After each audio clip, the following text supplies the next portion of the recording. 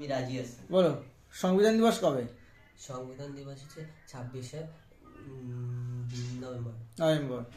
বলো, ভারতীয় সংবিধানের রূপকার কাকে বলা হয়? ডক্টর বি আর আম্বেদকর। ডক্টর বি আর আম্বেদকরকে। বলো, কত নম্বর ধারাকে আম্বেদকর সংবিধানের আত্মা বলেছে? 35 নম্বর ধারা। না, 32 নম্বর ধারা। 32 নম্বর ধারাকে। বলো, 32 নম্বর ধারায় কি আছে? তো সাংবিধানিক প্রতিবিধানের অধিকার। সাংবিধানিক প্রতিবিধানের অধিকার আছে। আচ্ছা, এই 32 নম্বর ধারায় সাংবিধানিক প্রতিবিধানের অধিকার আছে, তাহলে যদি তোমার মৌলিক অধিকার খর্ব হয়, তাহলে কত নম্বর ধারা অনুযায়ী সুপ্রিম কোর্টে যাওয়া? 300 এ। না,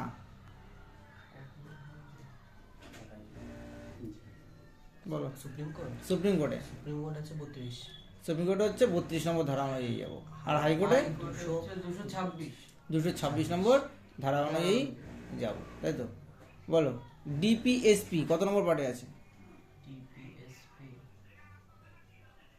direct principle of state policy কত নম্বর পার্টে আছে? 13। 5 নম্বর পার্টে। 4 নম্বর। 4 নম্বর পার্টে আছে। 4 নম্বর পার্টে কত থেকে কত নম্বর ধারায়? 4 নম্বরে হচ্ছে 35। 35 থেকে 51। 51 থেকে 152। না, 31 31 থেকে 31 থেকে 51। 36 থেকে 51।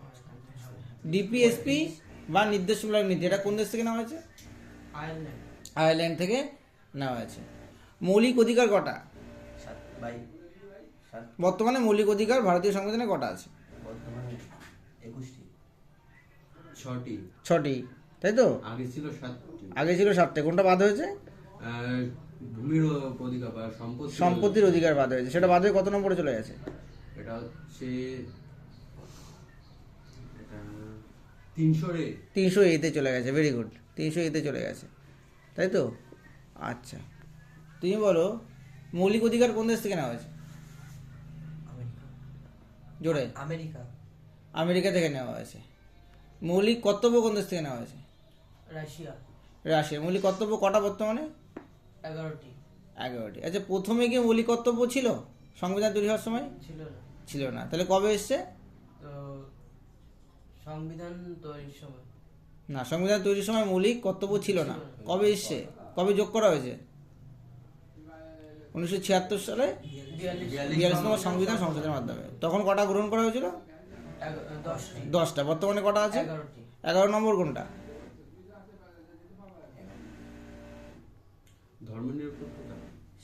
শিশুদের অবৈধ। কত থেকে কত বছর বয়স? 14 থেকে 6 থেকে 14 বছর বয়স্ক প্রতিটি শিশুকে অবৈতনিক শিক্ষাদান দিতে হবে, তাই না?